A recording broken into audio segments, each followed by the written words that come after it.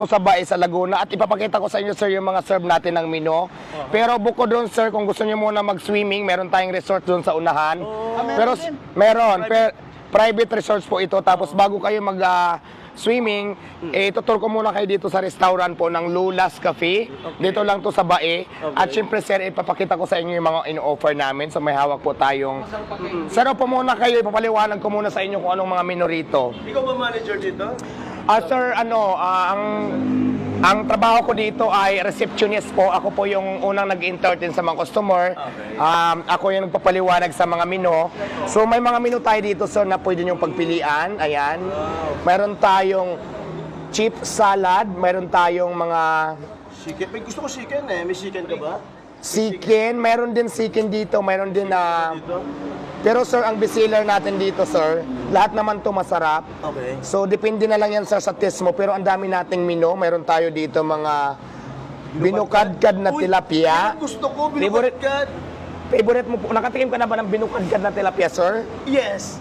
Ano ang lasa ng natikman mong binukadkad na tilapia? Para siyang seafood fillet. Ay, mali. Ay, mali. Ang binukadkad na tilapia dito sa Lula's Cafe, sir, sobrang sarap. Talaga namang masasabi mo lang talaga pag natikman mo na hayop sa sarap. Ganun ba? Promise, sir, kaya kung ako sa'yo, mag-try ka ng binukadkad na tilapia. Makalimutan ko yung biyanan ko eh.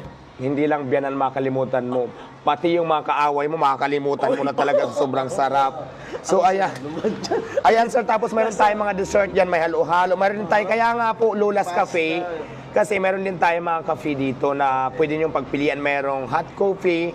Meron naman tayong coffee na cold coffee. Oo. So, halika na, sir. Pasok na.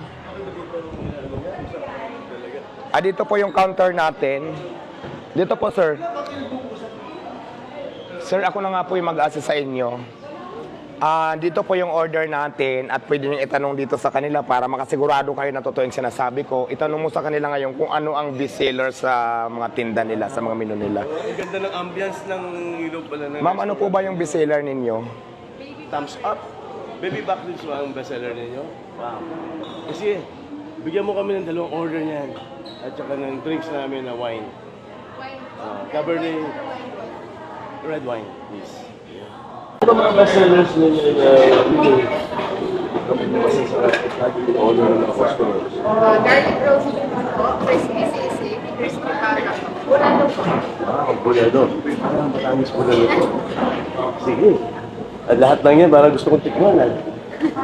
Pero sir, wag muna orderin lahat kasi dalawa lang po kayo o tatlo, baka hindi nyo kayanin. Habang, sir, ganito pala yung process dito, no? Tumatagal tayo dito ng 15 to 20 minutes for a cooking process.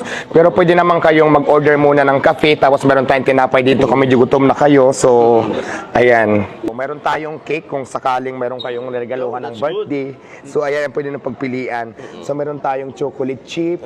90 pesos lang siya. Tapos meron din tayong corn muffin. Ayan, 90 pesos lang din. At siyempre, yung cake natin na buo, sir, pwede naman yan mabili ng per slice. So, halimbawa, isang buong cake na yan. Pwede din ako order dito ng magpa-customize. Pwede rin po. Depende lang po yan sa'yo kung anong gaano kalaki. Pero pwede ka mag-order dito ng customize. Kung anong klaseng design ang gusto mo.